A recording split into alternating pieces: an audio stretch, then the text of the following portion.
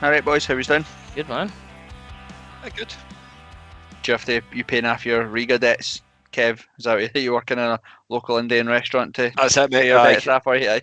spent too much money. Aye. These €1 cans of beer were going down too quickly and too easily, mate. So I had to do an extra shift tonight. Nah, you have to pay off your Norway airport bar tab. 15 quid a pint, man. Outrageous. Cool. Welcome back, boys. We've got. I don't know how do we do this. What are we supposed to do? We've won 2 games in a week, and we've won in Europe. What are we supposed? How are we supposed to be upset and angry with anybody this week? Well, I wasn't at any of the Right. games, so I can be as miserable well. or angry as you fucking want. You can be angry. That's fine. You can be bitter and twisted because you weren't there and we were. So anyway, Ando, how was it sitting here by yourself? It was. I'm not gonna lie, it was shit. It was shit. I put several things in the group chat just in a total half-a bastard mood. I was like, atmosphere looks crap. The stadium's shit. Like, we're not even playing well. Fuck the lotties. I was just a mardy wee arse last Thursday. But that all changed at full time. But I was properly gutted that I couldn't be there. But one of these things, isn't it? You need to keep the I'm wolves telling for you, the right. door. I'm telling you right now, Kev, they had one of the best ideas in the stadium in Riga that I've seen and thinking we should definitely get something like that at Tiny was the little wee PA bit where they let us have control of the PA with the speakers and that. That was I couldn't class. work out what the heck and hell was going on with that. So I could genuinely, when I walked in, I just like, what on earth is actually happening here? Genuinely couldn't work it out. They clearly must I don't know, they must not have a stadium announcer or whatever it is in the stadium. So, like, I don't know what you even call it. I think they call it a vomitorium in this stadium. There you go. I might be wrong, but I'm sure that's what I'm That sure can't be that's right. that is what they call it. I'm pretty sure. The bit where you come out right into the bit, so you walk out, then you're hit with like a fucking standard fence that you would get at T in the Park, and then you go up the side of the stadiums, etc., to the seats and all that. Above the bit where you all walked out, there was like a concrete. It was. I'm gonna call it a stage, right? Because it was a second. That's what it looked like, right? It was a wee concrete bit, and there it had 2 like fucking karaoke speakers that your uncle that says he's a DJ would bring to a family party, right? Your fucking what do you call them? Coasters DJing those 2 speakers and an aux cable, and you just plugged in fucking Horny Hearts playlist and let the fans decide whatever the fuck they want to listen to. It was absolutely brilliant. It was class. That's Kev, in the stadium. That's that was in the class. stadium. Aye. It was in the stadium. Decent. Kev, how are you? I'm not going to lie, I'm depressed. I'm depressed from the point of view that I had such a good 3 days away in Latvia. I've came home, missed the game at Motherwell on Sunday, and then just realised that we didn't actually have any football for another like 12 days or something like that. So, aye, pish. Oh, and I've just remembered we've got 3 Scotland admirers on the podcast. The absolute Scotland happy clappers are off, so we're not even getting to talk about international break. I get that in the bin. You could tell, definitely could tell. Start again. We even had a drink tonight. You can tell Kev is definitely depressed and ran out of money because he's clearly ran out of fucking brill cream to put in his hair or whatever Yeah. it is he uses. Straight out the shower here. Exactly right, mate. Uh-huh. About an hour and a half ago. Mate, he's trying to pay off his bar tab. He's been working. Nan bread daft all night.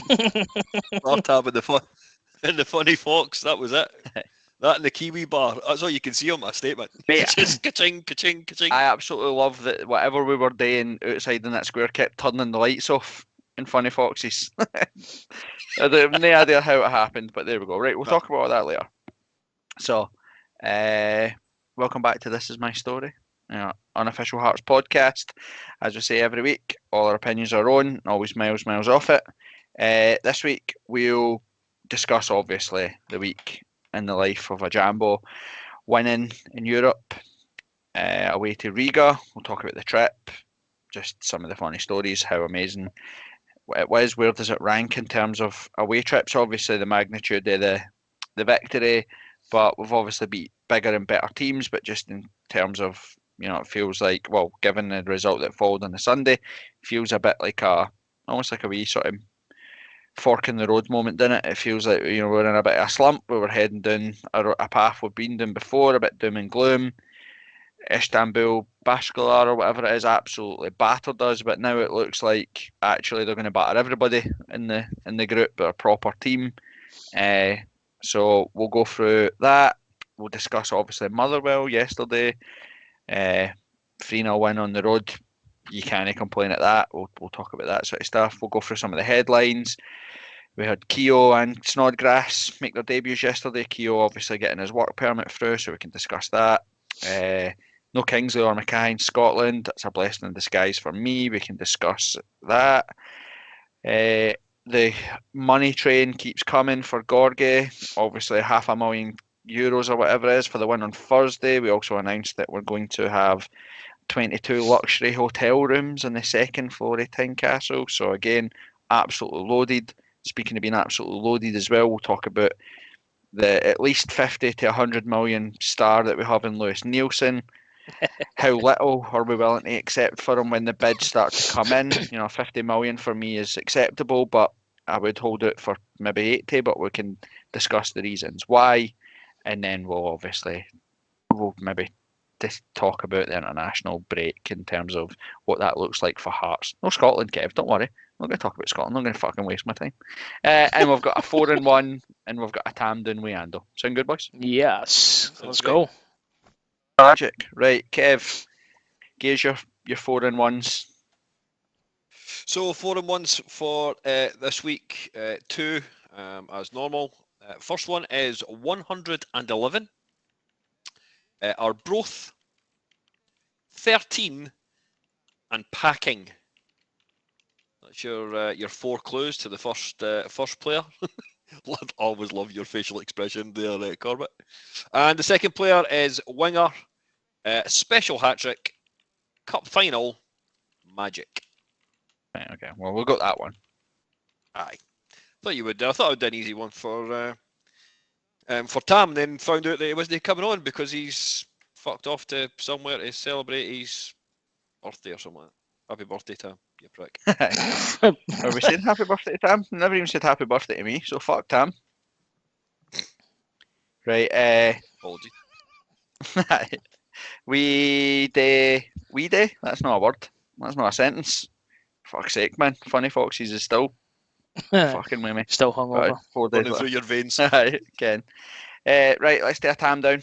Ando, what you got for us? Right, so I can't remember if I've done or if any one of us have done this one before. Hopefully not. I really hope we haven't, because I'm going to take you back to what was my best ever away day when we went to Prague.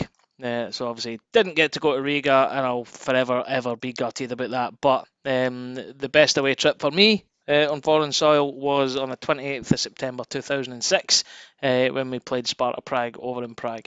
So the usual rules apply. I need you to guess or eliminate, all the players plus the subs on the day. And it's going to be quite a test, this, because used to are usually the standout contenders anyway. And normally I like to go after Tam, take the piss out of him a wee bit, but we dicks not here, so and everybody else is just fucking hopeless. It's always between you two anyway, so this will be a good showdown. So I'm gonna go with who is the best here. It's definitely Corbett. You first. I'm gonna go obscures to begin with. I'm going to say Jamie Moe. Jamie Moe. Correct. Kev.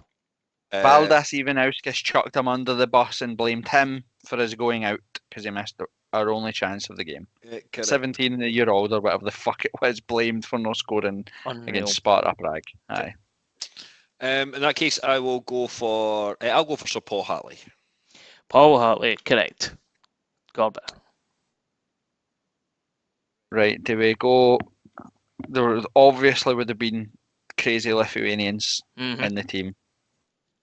So, what crazy Lithuanians? The obvious ones I'm not going to go for. I can only see Uh, 2. Yeah, Oh. there's only 2 crazy Lithuanians on my list. There's loads of Alright, other well. random players in there, some of them brilliant. But Well, yeah, I'll Solace Mikolinis then. correct, Kev. Ivas Kevicius. That's a swing and a miss. No, he didn't play. Was the other one David Chesnow's case? Correct, back to Kev. Brellier. Absolutely, Julian Brollier. If you're an early adopter of the pod, you'll remember that one. Over to Corbett. Bruno Agua. Correct, was on the bench. Kev. Big Zal. No. Oh, his first season. Bollocks. Nope. Ibrahim Tal. Correct, on the bench. Kev. Let me think. Would Kello be in goals? No. You can see I was near this game, eh? Mm-hmm. It was on the telly, Kev. I know, because I phoned in sick to my work, and I spent the whole game doing a Shanks, because I sat quite close to the front, and every time the TV cameras come along to see the fucking away fans, I'm like, ooh, in the hide.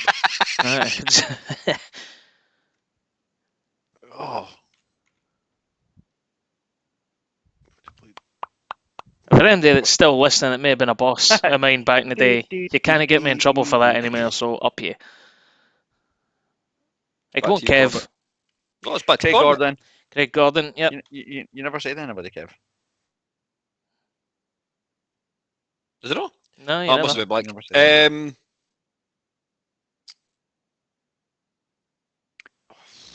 I'm struggling, actually. Do you want me to just put you in misery and name them all? Miswell. Right. Aye, go for it. Stephen Presley. Correct. Takis Thesis.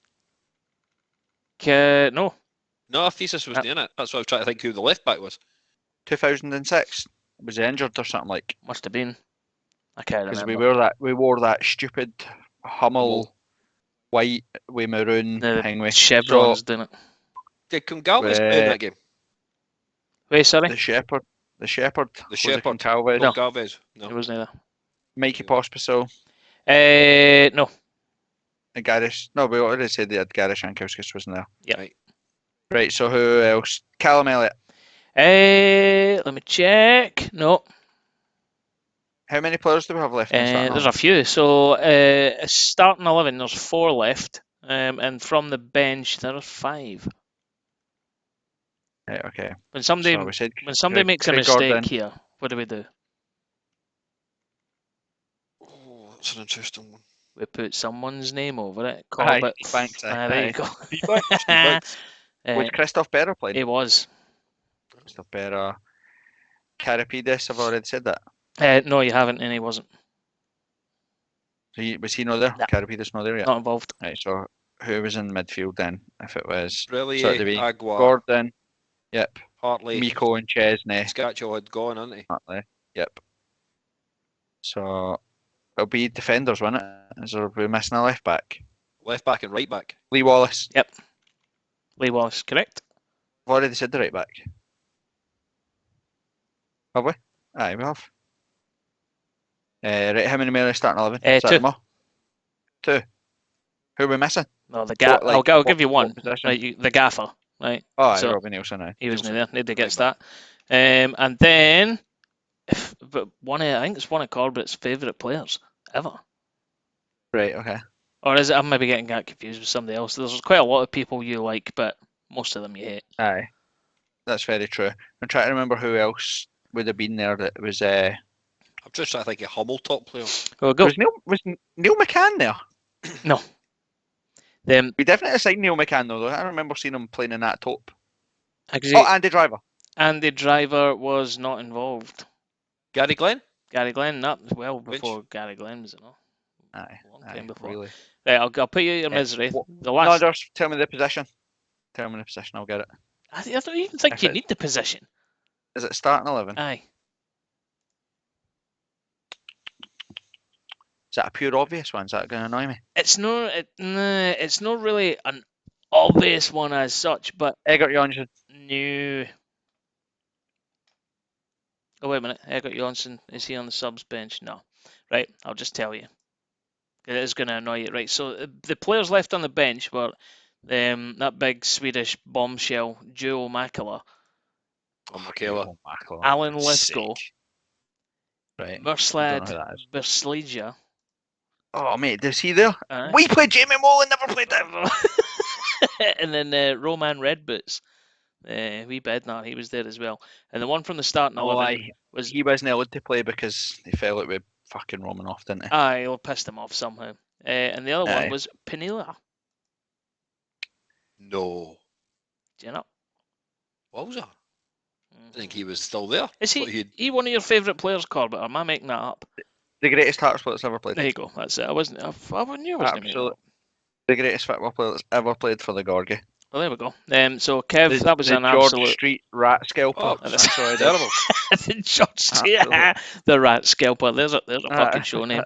That is all he did. Walked up and boot George Street scalping rats. Unbelievable. Well, Kev, that was an absolutely dismal performance. Oh, it was terrible. It's two for you, 10 for Corbett. So yeah, let's. Oh, I'm annoyed with myself though. The Bosnian Bullet and my favourite ever Hearts player, and I forgot them. In your defence, though, it's a long time ago, 15 years. And to be honest, if I was in the situation up to guess these, I wouldn't have got fucking half of them when I was there. So. Do you know what's even my worst thing about Prague? It's the only time in my whole entire life I've been to football and I took my top off. I don't know why. I got caught up in the moment everybody else had their tops off, so I took my top off. I fucking have no idea why. I look back and what did they do that for? Prague wasn't even hot. Oh, There was wasn't three guys done that on Thursday night, and my brother thought it was the right thing to do as well. That wasn't a pretty sight. Oh, let's see. It wasn't. It was. I got caught up. Peer pressure's a horrible thing. So, there we go. There you go. All done and dusted, Right. and we'll get a good one for when Rangers rolls around in a couple of weeks. It won't involve Aye. Rangers, by the way, Tam, just in case you're going to get all these fucking things He's gonna- printed off and hung on his wall. You'd still get them wrong. Correct. Still get them wrong. Right, headlines for this week. Obviously, we'll discuss our absolute glorious European victories. I've got a really sore back carrying the coefficient for Scotland. Like, it's embarrassing, and Celtic and Rangers need to really start getting their fingers out because it's embarrassing that they're relying on us to keep them in the Champions League, innit? Pathetic. Terrible. Absolutely embarrassing. I did notice that the miracle worker yesterday got scudded off St Mirren. Not one single person in the media talked about the fact that Celtic have spent £40-something million in the summer versus St Mirren's nothing. They have a £45 to £50 million a season wage bill versus St Mirren's £1 million. It's mad that the miracle worker that is Ange Postecoglou, nobody's chucking him under the bus or whatever. I suppose that only matters about the disparity between the gulfs in money when they're playing in Europe, innit? Aye. And it's the bit that's particularly sweet about it is that if they had won yesterday, then that would have taken them over a year undefeated. That was 364 days since their last defeat. So that's like just somebody pissing on your presents at Christmas. Get it right up, you. And I loved every minute of it. Other than the fact that it was St Mirren. St Mirren are just Celtic anyway, so it doesn't really fucking matter, does it? So, but there we go. So, headlines for this week. Yesterday, during the week we heard that Kio got his work permit, finally. Made his debut yesterday, and then obviously debut for Snodgrass as well. Thought Kio had a pretty solid debut, his debut score. I thought he played pretty well. Seemed to be settled in. I was a bit worried chucking him in at the start when you look at the stats that on the flight from Manchester to Riga, I think it was, forgot that you can't get Wi-Fi on the plane, and I didn't download anything on my phone, so the only fucking downloaded podcasts I had were ours. So I wasn't going to sit like a psychopath listening to my own podcast. So the only other podcast, one episode that I had downloaded was fucking Open Goal, and it just happened to be the open goal of last year when we got beat off Motherwell away from him. So I listened to Andy Halliday talk about how there was 56 throw-ins in that game. The ball was in play for only 28 minutes. Niggly fouls, get in your face, all that. I thought, nah, you can't throw Kio into that game. But it looked like a good game, Kev. From what I've seen of the highlights, it definitely looked like he can move the ball around. I think there was some boy on Twitter had called him out and said he was pish, and then he got 200 odd different replies back saying, "Which game of the football were you watching, you dick?" But hey, there you go. But no, I That think wouldn't happen to be your nephew, was it? no, my nephew has already fallen in love with him. Sending him messages at 1 o'clock Riga time on Friday morning, telling him how of his underlying love for him. Don't know, maybe he's hoping for his shirt or something like that. I don't care. I can relate. Oh, I'm doing this. Talking about getting shirts, Ando, are we going to address the elephant? No, we'll address the elephant in the room later. We'll come to that. We'll come back to that. You, Didn't wait a you minute, worry can you about? smell that? Right, this isn't my house, but there is something in that oven cooking, and I believe it's humble pie. I'm ready to take a slice. We've got the best number 77 in the league. I think that was pretty obvious after the 14 minutes that he played yesterday, as well, which was decent. So all in all, here, how fucking good are Hearts in all white, by the way? We look so good. That away top is fucking beautiful. It is nice. And does it fall into the top 5 for you then, or top 3 away shirts? So Corbett? let's wait and see how we get on wearing it, because normally we're rubbish. Like the Inter Milan top, the black top, the Foundation of Hearts top, the fucking Mr. Blobby top. I don't think we won. I love that. I didn't think we win any. We didn't win any games in those tops. We're normally terrible away from him, so it is nice to see us looking good. I was going to say resplendent in our away tops, but we'll wait and tell you if it makes my top 5 anytime soon. Again, we can't talk about having a glorious week without talking about just how fucking good Stephen Kingsley and Barry Mackay are, and how much of a blessing it is that they're not wasting their time picking up injuries with Scotland. Yep. Wholeheartedly agree. I think wholeheartedly agree. The only thing is a pain, and I do like, obviously the professional footballers, they want to be involved in the Scotland setup. I'd imagine you would if you're a pro footballer, but I think it's a bit unfair that they don't get the recognition for them from their own personal point of view. But as far as I'm concerned, keep them out of that Scotland squad. Fucking absolute thumbs up. Aye, I think I get it. Professional pride as a player, they probably would love to be a bit of a redemption story for the both of them, given where their careers have went and how they were going pre-Hearts. Be a bit of a reward for them, a bit of a reward for Robbie and all that sort of stuff as well. So I get it. But the selfishness in me says, actually, the almost 2 week break that we're about to get now couldn't have come at a better time for Hearts in terms of get bodies back, get people fit, get the new guys an opportunity to play with their teammates and work on shape and all that sort of stuff, because we need it. The next run of games, the next 8 fixtures on paper are pretty scary when you look at them. You know, we get Fiorentina double header, we've got Riga, Istanbul, we'll get Rangers, Aberdeen, Celtic. So it's going to be pretty tough runny fixtures, so we're going to need as many people back there as we possibly can. But Barry Mackay on Thursday and Stephen Kingsley on Thursday were phenomenal. They were absolutely brilliant.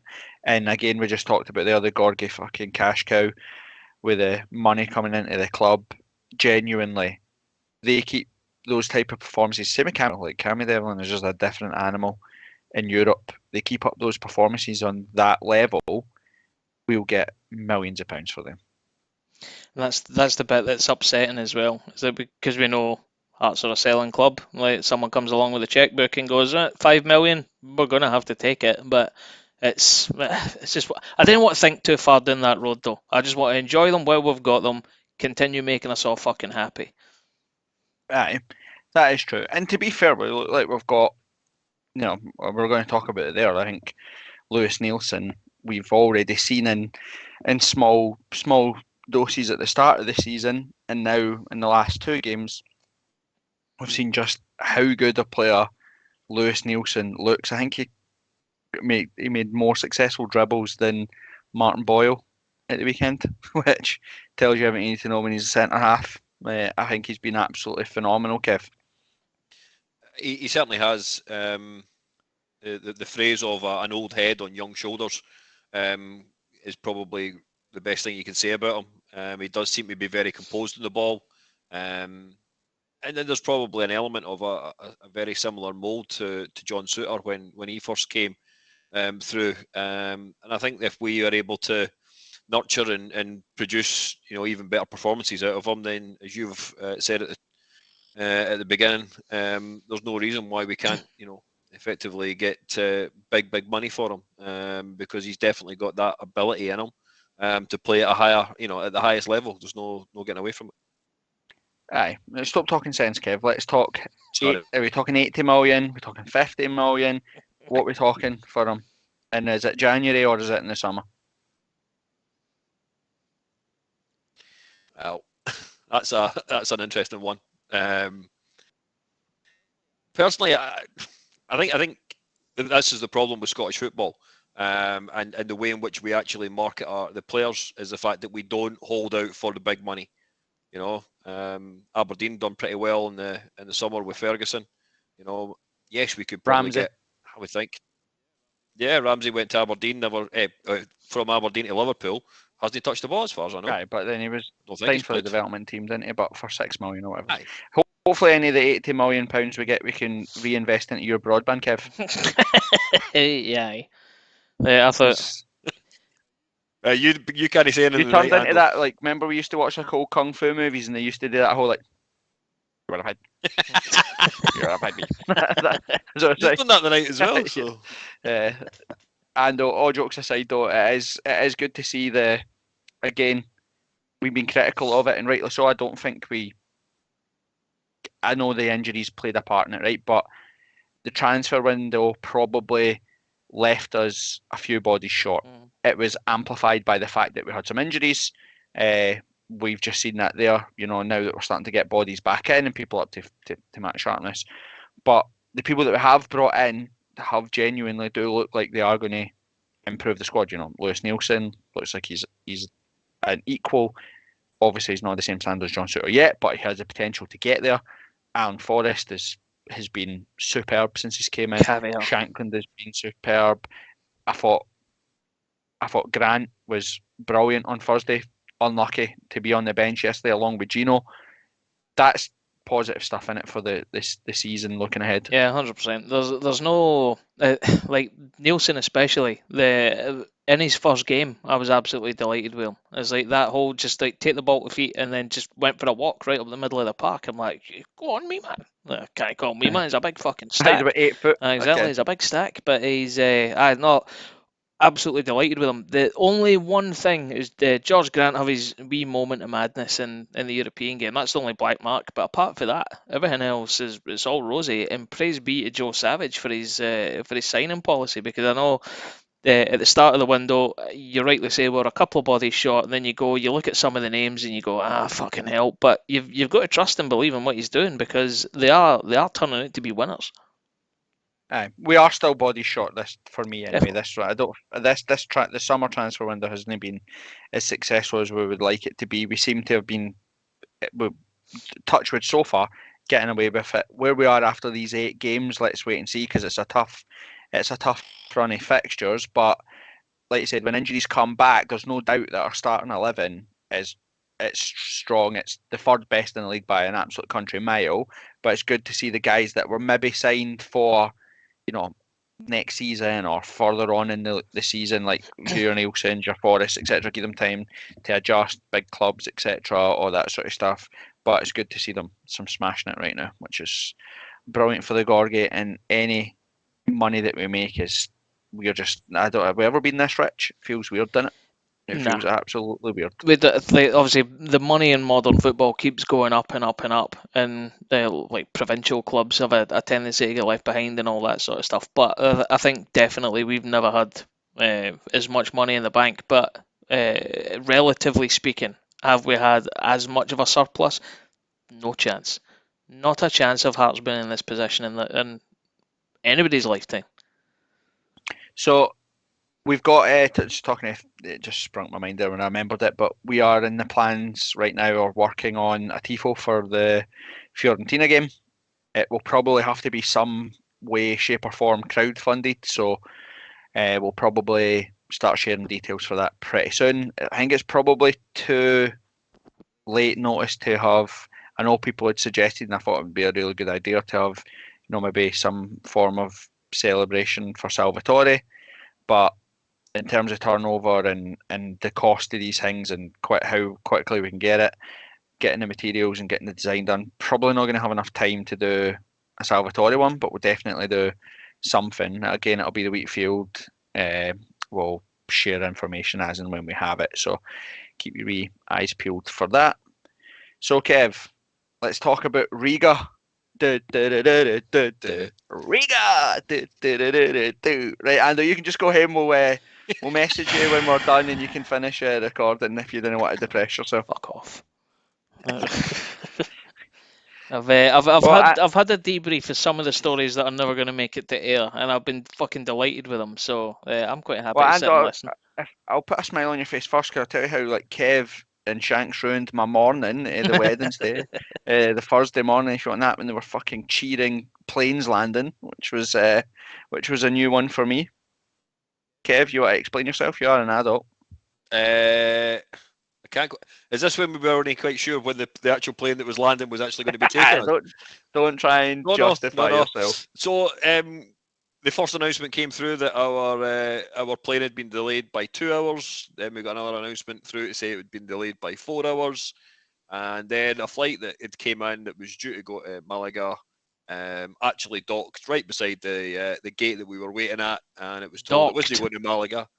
Is it the fucking Titanic? What the hell? Like, never mind. Well, my favourite thing in all this, and we've spoken about this before, Shanks, and is a very strange world of Hearts chants that only in his head anybody ever does. Now, on a Thursday night, you're watching the Premier League of Darts on Sky or the World Championship or whatever. Every advert they go, oi, oi, oi. Never in my life have I heard any Hearts fan attempt to get that chant going, sing that chant ever. I've never ever heard it once. But we got the announcement to say that the Riga flight was no longer going to leave at 12, was going to leave at 10:30, as predicted or whatever, to which everybody in the lounge went, yes! Now, we could have sang, we're on our way, we're on our way. We could have sung any of the European songs that Hearts fans sing. No. Shanks stood up and went, oi, oi, oi. I was like, he got the fucking darts, and he got the hearts. What the fuck is they doing? He is absolutely a menace to society. Shanks. He's outrageous, isn't he? He's an knob. Absolute. He is a knob. Proper knob. He actually is. He's outrageous. Every 2 minutes, he would, if he could have put Google Maps on the plane and tracked where we were, he would have told us that every single bit of the trip. We had it. We're 2 stops away from Riga. We're 3 stops away from the stadium. It's the next left. It's the next right. I've never seen anybody addicted to Google Maps in my whole entire life. I was like, Shanks, we're in a taxi, mate. Just let the boy do his job. It was outrageous. So we obviously, Funny Fox, I think we tweeted to say go to some square, and we clearly never went to that square. No. And someone will have to explain to us why we just decided to hang outside Funny Fox. I think Kev, you said it there. I never bought a single drink inside a pub. We just rinsed the wee off license guy that was on the corner that had no idea that 3,000 Hearts fans were about to stand outside the shop. And by the end of it, we were drinking something called Hard Lemon, whatever the hell that was. Oh, that's right. You had this weird Hard Lemon. Wasn't it my nephew like said thanks. dishwashing fluid or something, was it? It was, honestly, I don't even know what it was. It can only be, the only way I could describe it is like, these hard seltzers that are being, it was weird, it was like effectively Bar's Lemon, with about 3.5% alcohol in it. Corbett. It worked for Corbett. We need to have a chat about Kevin, right? We really do. Off air. Who the fuck knows what a hard seltzer is, you absolute maniac? Certainly no me. Did you not have I'm sure in the group chat you've had a hard seltzer on the way back to Newcastle. Have I?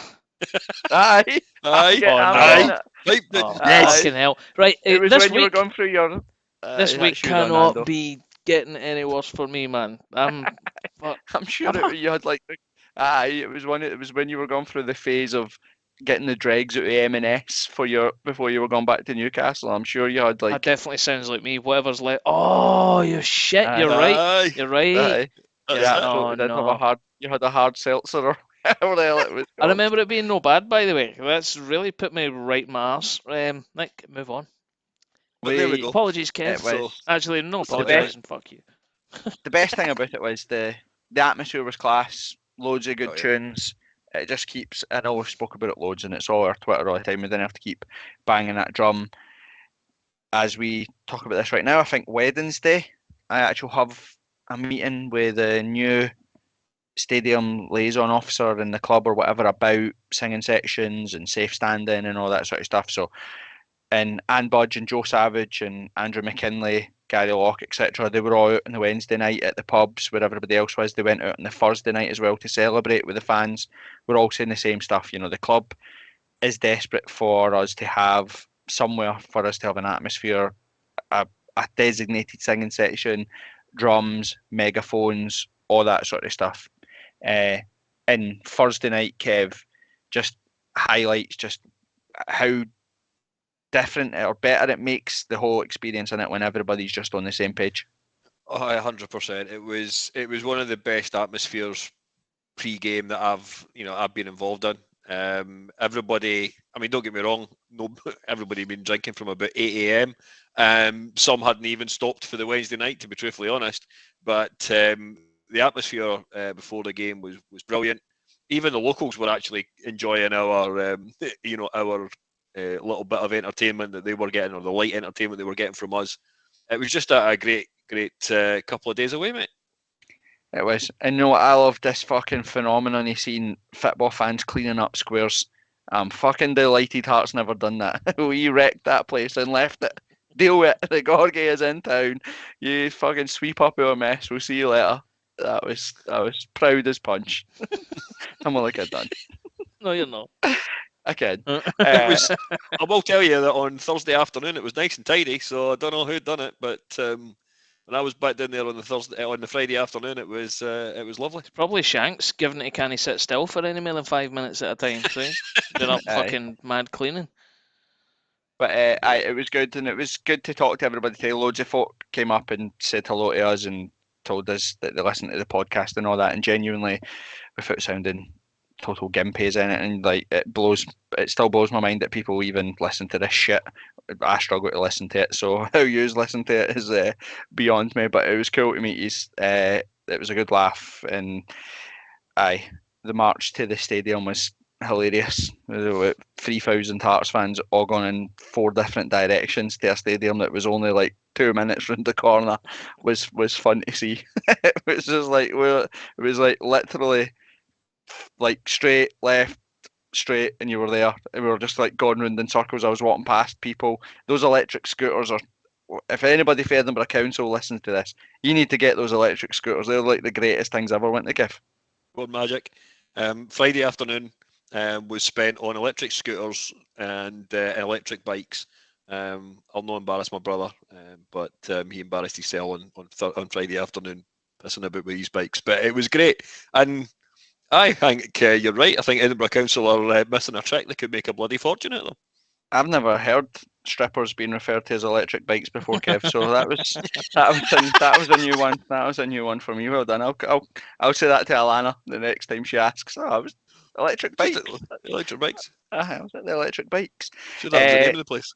So but thanks to I think the bars around there were like great sports day. Like, do you know what I mean? Like they could have easily shut the doors or no let us in. They were dead accommodating. Everybody that we spoke to, local or whatever, was sound as fuck as well. So it was decent. And then the stadium, the atmosphere inside the stadium was absolute carnage. My favourite thing, Kev, I don't know if you can remember, I was the very, very back row, and there was a wee tiny like thin bit of metal, and behind us was like the Latvian hospitality seats. Did you see that though? No, I wasn't that far up. We were about 8 or 9 rows up next to Craig Galloway. I think everybody's seen his videos from Thursday night. Beer getting chucked everywhere. It was a bit chaotic, but no, I didn't see the Latvian VIP squad. My favourite thing, I kept laughing at was when I got in there was, imagine you've paid money to go to this Latvian hospitality thing, and there was it was like a, I don't know, fucking gazebo, right? With a table in it, with some wine or whatever, but just this tiny little metal pole, and they had to sit and imagine paying whatever that many euros you had to pay, and then walking out to be faced with 2,000 of the drunkest Hearts fans ever just standing in front of you. We were taking their wine, taking their beer, taking their seats, giving them abuse. It was the best. It was the best thing ever. They must have thought to themselves, "What the fuck is this? What the fuck is this?"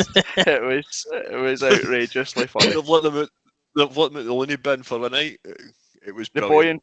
boy in front, the boy that we met. I'm sorry, I can't even remember his name. He get a fucking Hearts tattoo in the square that we were all drinking at. He went away and got Hearts tattooed on his stomach. Fucking hell.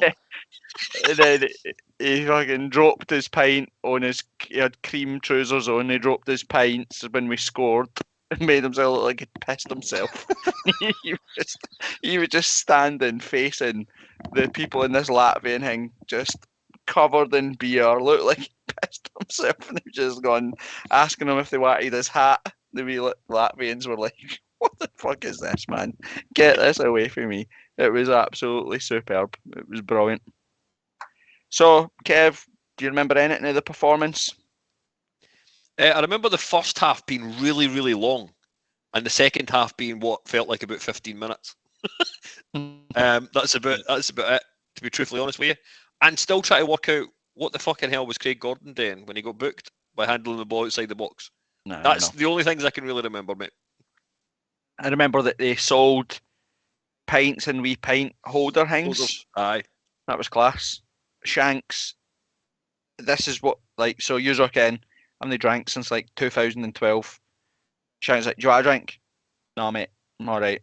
Like, said to Andy and my dad, "Do you want a drink?" "No, we're alright."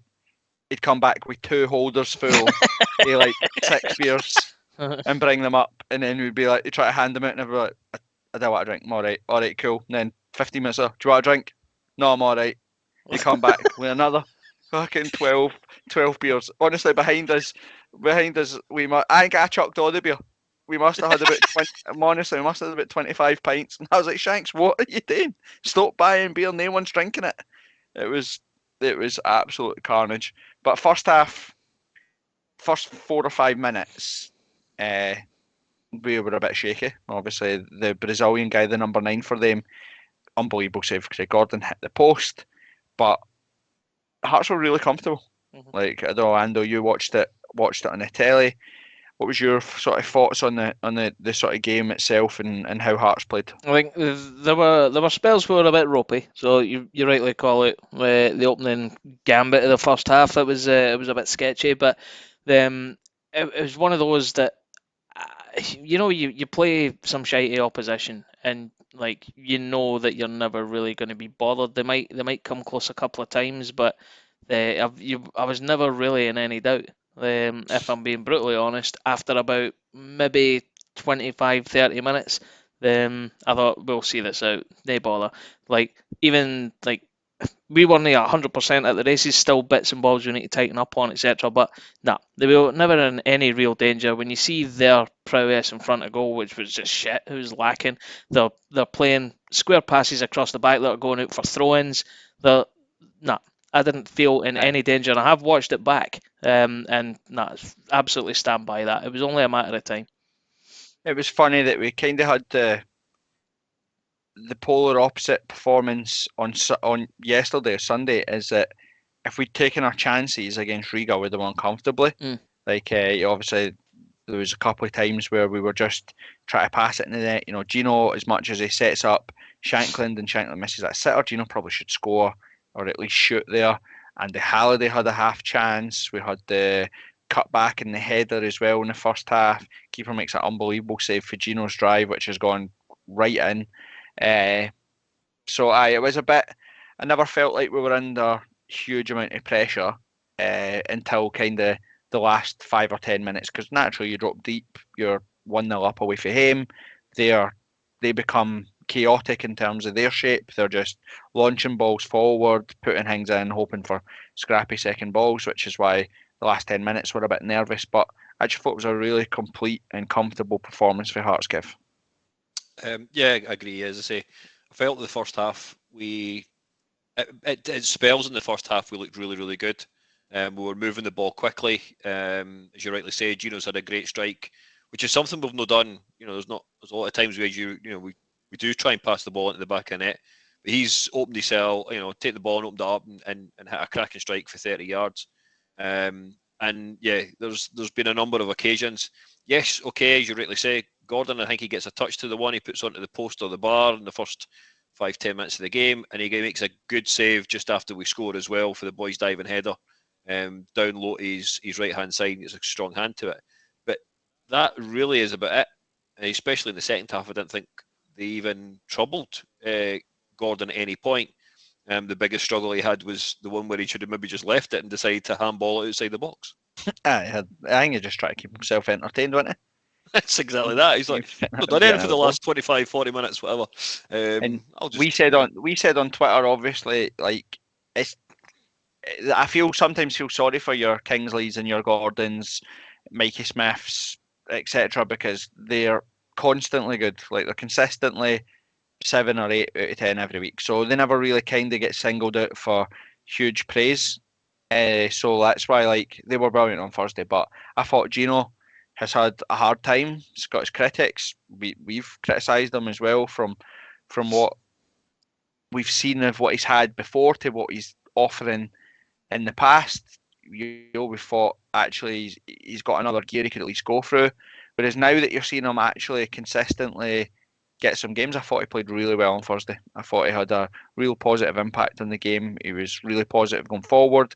He stayed out wide as well, which I really like. When you drift inside, we spoke about it when we talked about games against Livy and Istanbul, etc. Is that whole we start to funnel everything into the middle of the park, it just becomes congested and nothing really happens. I thought Gino had a really good game. Can't disagree. The only thing that was missing was probably the goal. Yeah, his goal. He probably deserved the goal. I also thought Grant was superb.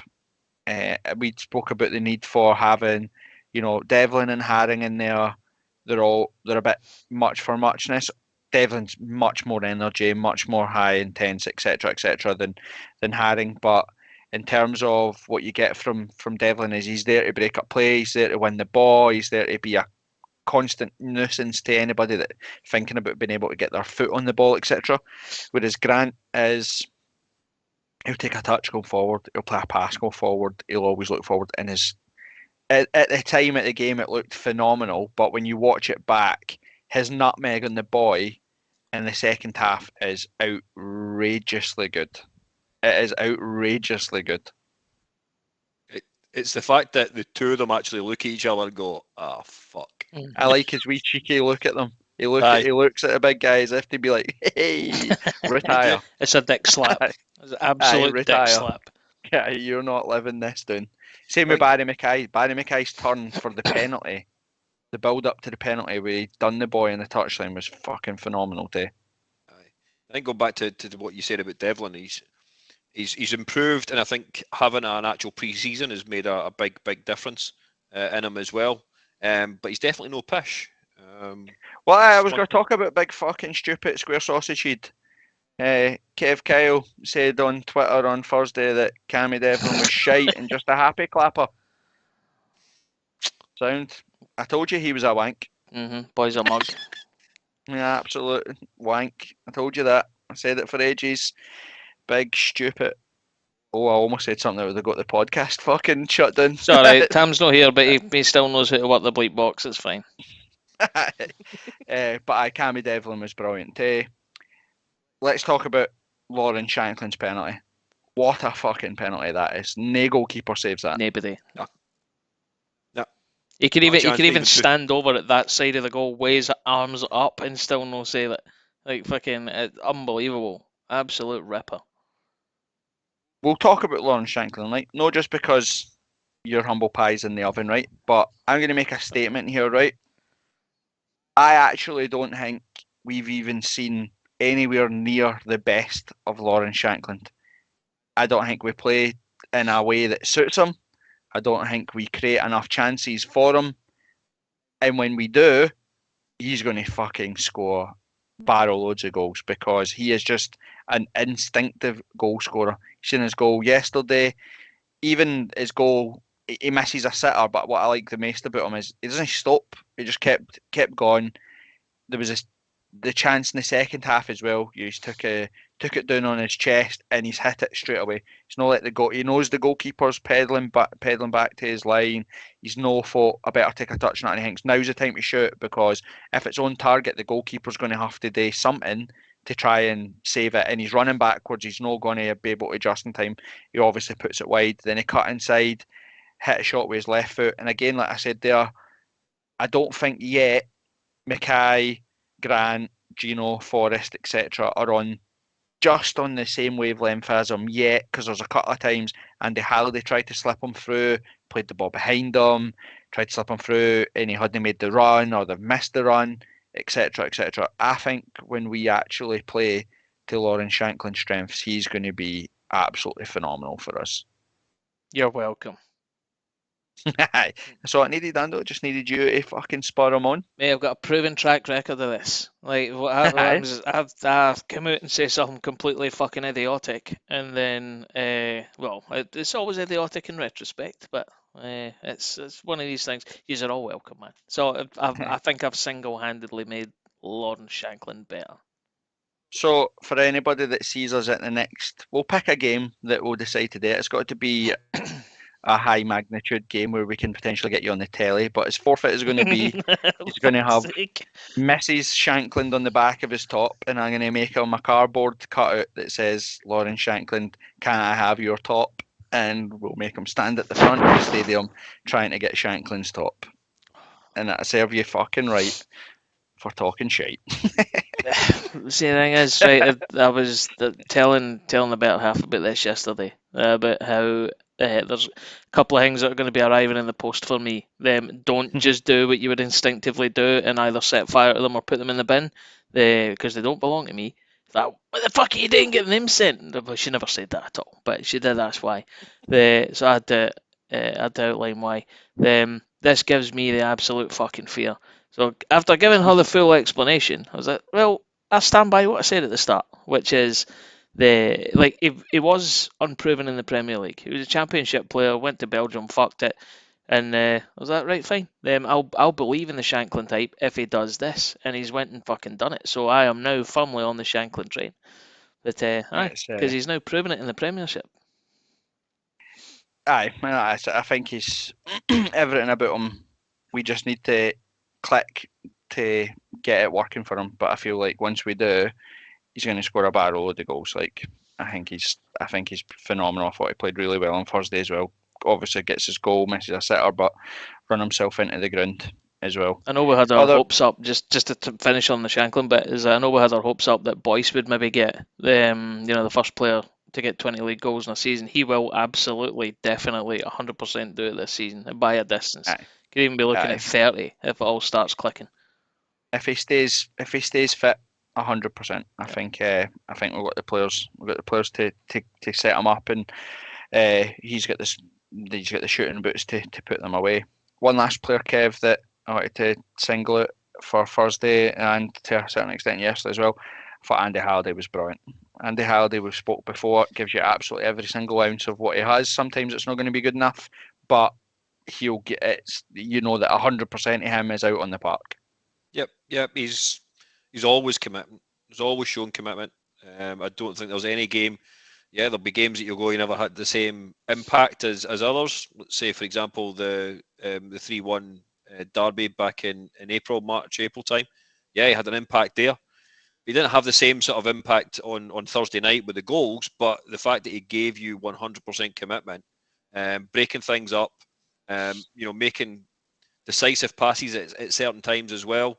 It just shows you that he just gives you everything that you want from a Hearts player. It's what we all ask for from everybody, and he he gets it. And then from that point of view, a lot of times he would be maybe not your first man on the actual squad listing, but he's definitely got to be there. So I've been impressed with him the past few weeks.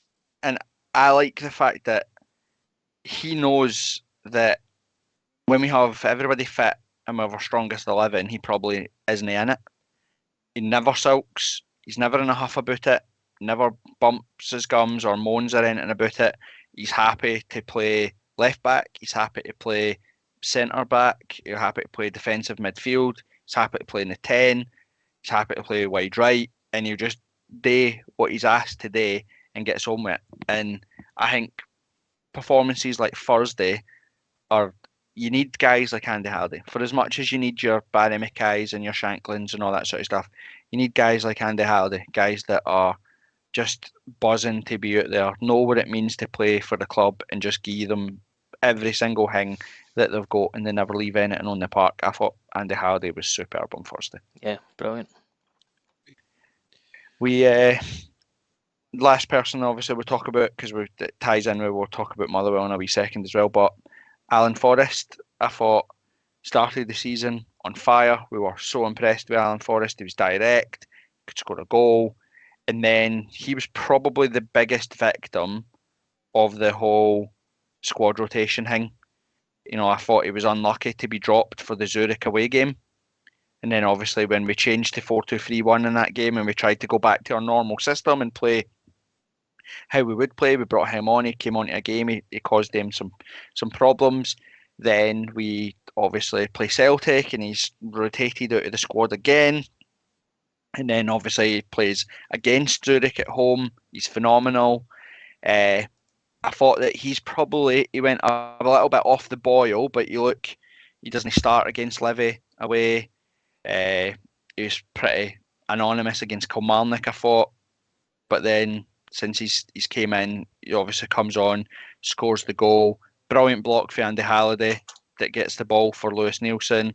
Lewis Nielsen, as Ando says, steps out, runs up with the ball, nice pass into Cammy Devlin, and then Cammy Devlin was, for 99% of that move, the most annoying person on planet Earth, because I was like, fucking pass to Humphries, pass to Humphries, pass to fucking Humphries. I was like, what the fuck are you doing? And then obviously he gave it to Forrest and we score. So, but I have been impressed with Alan Forrest, Kev. Yeah, and I know we'll come on to talk about yesterday's game, but his first goal yesterday I thought was outstanding. Loved the way he just didn't have to lash it in. He just side-footed it, run past the defender and into the back of the net. But it's not just what he gives you going forward. I was quite impressed on Thursday night. There was a lot of times he was actually making those runs back and making sure that he was given a little bit of defensive cover where required to Mikey Smith, who again, just as you said earlier on, he was 7, 8 out of 10 on Thursday night. He gave everything. And if I'm being honest, I didn't expect him to start yesterday, but he did. Aye, he did indeed. First win in European group stage football since 2004. Heavily publicised. I'd also like to caveat that was also the last time we played in the group stages of European footballs. People like to bring that up as if it's some form of stat to beat us with, but you can't win games in a competition you're no in. I believe, have Aberdeen ever played in the group stages of Europe? Were we the last Scottish team to play in group stage football outside of Celtic and Rangers? Aberdeen have not been in the group stage as far as I can remember. That doesn't mean it's not true, but fuck them. Maybe they might have been. They might have been in the Conference League, maybe. But if they did, I apologise to them. But I'm pretty sure we were the last. We were the last Scottish team. We were the first Scottish team to qualify for European group stage football when they made for the UEFA Cup, and we're obviously the last team to do it, to win on the road. Kev, result and magnitude, Hearts should be beating Riga FC or whatever they're called, Riga FS, but could have and would have are different things. So to go out and do it and to win 2-0 and win comfortably, sit second in our group is pretty phenomenal. Where do you rank it in terms of your own European away days? For for personal reasons, I will actually put it as one of the best, if not the best, mainly for the point of view that I was there with my brother, I was there with my nephew. Previous away games that I've been at, I have not actually had that luxury of actually having, brother or, other family members there. There was games that they were at and I wasn't at, etc., etc. So from that point of view, I would put it up there as one of, if not the best, European away trip that I've been on. Bordeaux was great. Mallorca was great. These are really good, really good experiences I've had. But the fact of actually sharing it with other folk, yourself included, Corbett, and to an extent Shanks. What's happening here? Are Definitely... you two going to get off with each other or what? Like, aye, just because you weren't there, mate. Don't be jealous. Don't be jealous. It was definitely definitely probably my number one away trip for the game. Aye, I would say it'd be up there as well. Like I think result wise, fucking Bao and Bordeaux and Braga blow it out of the water. Of course, the magnitude of it. But like you said, the picture that you'll have seen me on BT Sport celebrating. That was me celebrating. That was me happy. If you ever see me smiling, but to like you said, celebrating with my dad, fucking a European away game, superb. You can't work that. Shanks was down buying 37 beers again, so I don't even know. I don't even know if he knows that we won, but I'm sure he'll figure it out and see it on Instagram. I'm just glad you brought him home, man. It would have been easy for you to fucking leave him out there, but well done for bringing him home. My favourite thing is the fact that it's now going to be Tam and Shanks that are going to Florence. Like the two of them try to navigate their way to Brad's Florence going? is hilarious. No. Is it? I thought. Okay, sorry, I got that wrong. Be Brad's Norman no mates. He's just kicking about Gorgie by himself on European nights because no one's mucking about with him. Sure fun. Right, let's talk about league. We've said for ages and ages, and it doesn't change just because we won in Riga, that the league is a priority. Given the results of the Saturday as well, and then obviously the result from earlier in the day when St Mirren beat Celtic, it was pretty imperative that we won yesterday in terms of where we could have been, home games against Celtic and Rangers coming up. Pretty important result, isn't it, Kev? It's massive on in regards to the fact of other results over the weekend, and to be sitting here at this moment in time, third in the league, after juggling Europe and also the amount of injuries that we've actually had, just actually goes it's a strong sign for the next sort of 6 months really, and from that side of things we've got to take a lot of credit, and that goes I say we, I didn't mean like just the podcast guys, and Ando for effectively getting Shanklin to be a goal scoring machine, but we've got to take credit in regards to the way in which we've actually asserted ourselves, and that showed really really well yesterday. Aye, and look, this is something that really bugs me, right, all the time with Hearts fans. We've battered Robbie when he needed battered, right? Hearts lost to Alloa and Brora Rangers in cup competitions in the same season. For any Hearts manager, we talk about standards, we talk about that's not good enough, right? So Hearts fans were right to be annoyed then. We got battered by Istanbul because we did the basics badly, right? If they're a superb team, right? The difference in quality over the park was clear to see. But application, desire, fight, tactics, changing to things tactically, etc. We were just miles below where we needed to be, right? And Hearts fans were rightly annoyed. We need to break this culture where just because you say we got it wrong, doesn't mean we think Robbie Nielsen's a cock, doesn't mean we want Robbie out. We're not hiring planes. Robbie is a bona fide Hearts legend. We said that before, right? Any Hearts manager that has 2 Scottish Cup semi-final victories over Hibs on their CV, back-to-back thirds, like he's a legend, right? We didn't have to worry about that. No one's going to argue with that anymore. But we can still say that we have to be better. We can still say he got things wrong, Ando, and we can also say that he does well.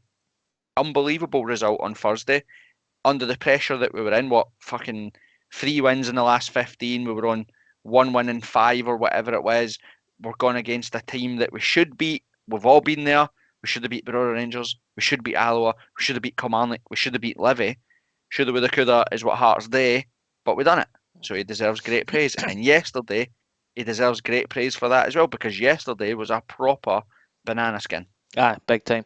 And it's one of the you look at that game, and again, I didn't see the full thing. I only managed to listen to it in the wireless and then see the highlights on Sports Scene last night. But from the description and everything that I've watched back, you're absolutely right. It is a banana skin. You look at the amount of opportunities they had to absolutely nail us. Had it not been for the woodwork and Craig Gordon, we could have found ourselves 3 or 4-0 down. And it would have been ridiculous. But it's a sign of a good team, and it's a sign of a good manager when you can go to these places, like, not play your best and still walk away 3-0 up. And you think, I've looked at that at full time, and how the fuck have we done that? After listening to it sounded a bit of a shambles, if I'm honest, on the radio. But you watch it back and you get a wee crumb of comfort. I think absolutely fantastic job yesterday. That's something that Hearts of 2, 3, 4, 5, 6, 7 years ago would never have been able to do. Aye. And it was a great moment for me and Robbie for Twitter to share in the cinema with each other. It was lovely. Obviously, I've been away for 3 days in Riga, so I took the missus out for a day out yesterday to build up my brownie points before I tell her that I'm going to Florence the 2 days before we go to America. So I was trying to get the brownie points, and we watched the film, and at the end of the film, the lecturer was like, "Corbett, Hearts won 3-0." I was like, "Fucking yes, fucking yes." I was like, I let her have my phone. I was like, "Put it in your bag. I promise you've got my full attention. I'm not going to look at my phone." So I never paid any attention to the game until the end. And still got the Gorgie informants telling me that the Hearts had won 3-0. I was like, "Fucking I'll yes." be honest, I thought that was your missus saying that. Like, and I love the fact that your missus calls you Corbett as well. It's amazing. No, it was not Mrs. Corbett that said that. It was Robbie for Twitter that said that. So it was fun and games. But I watched the highlights, watched the Hearts TV highlights and that as well, Kev. There's always two sides to every story. Do I think Hearts should have deserved to win 3-0? Probably not. Motherwell had some fairly decent chances, but Hearts had some decent chances as well. I think if Alan Forrest's chance had come after he'd already scored, the one where he took it when the outside of his left foot and tried to hit it straight away, he probably scores that with the confidence he has after the first goals, if you know what I mean. And then Shankland had an opportunity dragged wide in that as well. So do we deserve to win 3-0? Probably not, but I think we probably did enough to win the game though. Well, let's be honest. We've all been to Motherwell enough times and played really well and came away with absolutely fuck all. So to go there yesterday, to maybe ride our luck a little bit. As Ando rightly says, Gordon has made a couple of expected saves, let's class them. And the woodworks, he saved us. But all in all, I think you're right. Forrest, if he had scored and then had the opportunity, he could have been walking away yesterday with the match ball. Aye. Also, one wee final mention for wee Mutant McGinn, who just absolutely fucking wasted it. Absolutely wasted it. And that was pleasing to see. Aye. And to be honest, that was one of the only real clear-cut chances they had. Like, a guy pinging it for 25 yards and it rattling the bar. There's nothing you can do about that. That's just football. Like, do you know what I mean? Like, Gino had a great shot against Riga. Keeper saves it. He's had a brilliant shot. It's hit the bar. That's football. Like, do you know what I mean? The McGinn one's an absolute roasting sitter. But then you think about how big his forehead is and how squint his eyes are. Do you know what I mean? Like, you've got to put him. You want to put him up front. Oh, God. His mum's sister, or whatever you want to call her, his ma sister is probably furious that he's missed, but you just got to move on for it. I was going to say, Craig Gordon saves. I don't know, it gets a bit boring talking about how fucking good Craig Gordon is, isn't it? He's phenomenal. Gets to the point now where you think, well, he's a goalkeeper, that's what he is supposed to do, but he is just so fucking good at doing it, Kevin. It was something else. The thing that made me laugh about it more than anything else was the fans at the back. There was one fan who was just like losing his shit over the fact that Gordon kept pulling off save after save, which to me was just rather pleasing, to be truthfully honest with you. We've got to address big physical Hearts, because if you ever need any case in point of just how big and physical and hammer throwers we are, it was our second goal. It was like fucking vintage Levine win it. Absolute fucking sexy Hearts. Unbelievable. Back heel for, was it, does Forrest do the back heel to get the Aye. move going? Aye. Forrest back heel. Actual a positive forward throw, and we get a goal for it. Mikey Smith cut back to Shanklin. Nice hold up play. And as you said, Kev rolls it into Forrest, and Forrest just caresses it into the bottom corner. It's an absolute beauty. Only made better by the fact that the third goal was an absolute peach as well. Stephen Kingsley's pass is absolute top notch in it. Takes about 4 guys out of the game. That's how good a pass it is. It takes 4 guys out of the game. And if I'm being honest with you, if I was watching that game live and I seen that it was going to go to Atkinson, I would start to panic. But Atkinson does really well by just squaring it over, and Forrest has made the right move and followed the ball in and got a nice easy tap in. But the pass itself for Kingsley is what creates the goal. In all honesty, Superb. as I say, it takes out 4 of them. Actually, when you watch the Hearts Twitter footage, he's so nonchalant when he does it. I don't think he's even looking. I don't think he even looks to see if we score. He just knows what's happened and he knows he's done it. He just heaves away him. He was literally on the M8 on the way, team bus on the way back up the road because he did his job. It was actual superb to see. It was. Sure was. The other thing as well, and I know we've all laugh and joke about it, and I know rivals will like to take pop shots at each other or whatever, but I thought like we must have took at least 2,500 fans or something to the game yesterday, considering we had about 2,500 fans in Riga, like cost of living, all the stuff that's going on, how much ticket prices cost. We are travelling in phenomenal numbers this season. It's impressive. Like, aye, hats off to every single person. There's some of the guys that actually done both. We've seen somebody on Twitter kicking off because it meant that his flight into, whether it was going to Edinburgh or was going to Glasgow, was going to be delayed and he might miss kick-off yesterday. So, aye, hats off to those fans that had the chance to go to both of them. I'm slightly kicking myself I didn't go. And actual hats off as well to the boys that went to Kaunas and to Mari Saliukis 100%. thing as well. That was beautiful to see. We spoke to the boys on the Thursday night that said that they were flying back for Kaunas, so had planned a trip to go to the cemetery to see Zal and put Hearts flags down and all that sort of stuff. That was a nice touch. That was good to see. That was a touch. I didn't know about that. It's the first time hearing about it. That's class. Aye, it was decent. Like, cool. Anything else you want to talk about the games? Covered everything. I think so. Nope, Aye. We're taking next week off. Aye, I think we. I just wanted to. We'll round up that bit there. We kind of what we said on Twitter to be sitting third. Right, we've been well below our best. Yeah, below our best. Probably maybe 45 minutes against Dundee United, maybe 45 minutes against Hibs, 45 minutes v Zurich. We've never really had a complete 90 minutes yet, and to be sitting third in the league, I think is phenomenal. To be sitting second in our group is mental. So we've had a pretty successful start to the season up to this international break, haven't we? Aye. When I say we're taking a week off, I don't mean us. We'll probably be here, but I mean I think the players do deserve a bit, especially just on the strength of the last 2 games. Because part of me was thinking yesterday, it's like, to echo your point, is that I don't think we've seen the best possible team that we have available to us just yet, given especially with the new signings. So I think a wee bit of rest, and then God help Rangers when they come to Tynecastle on the 1st October.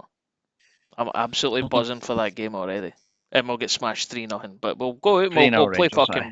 We'll go out and we'll play fucking brilliant. And it'll be a joy to behold. We'll play great. That'll be good. What's the deal internationally wise with Devlin and Atkinson? Are they both actually flying halfway around the world to go and play 2 games or something like that? Fucking hope no. I think they are actually. Aye, they are. They're in the squad anyway, so they'll definitely be gone wherever they're playing, which is a bit of a downer. Thanks, Kev. Talking to you, Rune, and potentially the whole podcast, let's do the answers to 4 and 1, since you've sucked the fucking life out of that bit anyway, Kev. Amazing. I'll message Tam, tell him to cut it out. No, everybody needs to know you're a wank. Oh, everybody knows I'm a wank. Didn't have to tell me. Okay. Didn't have to tell them 3 times. So for the first player, first 4 clues were 111 are both 13 and packing. Ando, Packing Peter Haring, isn't it? certainly is. It's Peter There you Haring, who yesterday clocked over 111 caps, which I was actually quite surprised at. He's got more caps than Craig Gordon. What do you mean? He's played What- 111 games he's played for Hearts, which is actually more right. than what Craig Gordon's played. Caps is an international thing, Kev. Well, all right. Okay. Appearances then. I Sorry. just say that. Aye. Doesn't he get a fucking bonnet every time he pulls the maroon jersey on? Well, he fucking should. Well, we've got the money. What you mean is Exactly. in his second time at Hearts? Are you talking about Craig Gordon? I thought I'd 'Cause seen Craig something earlier Gordon's on. played about fucking 400 games for Hearts or something. Aye. I know, and he's second. He's second one. It Aye. was just bizarre. I just didn't think it was as many. And the second one was winger, special hat trick, cup final, and magic, which is a nice and easy one for you guys as well. Right, boysies, we'll take a break. We'll probably maybe podcast next week because we'll get to preview Rangers anyway coming to Tynecastle. But what a week, eh? What a fucking week. I'm going to sleep for a week. Funny Foxes and the Stephen Kingsley song. It's going to be stuck in my head for the rest of my life. I'll see you all later. Catch Bye, you. boys. He's later. Gorget out.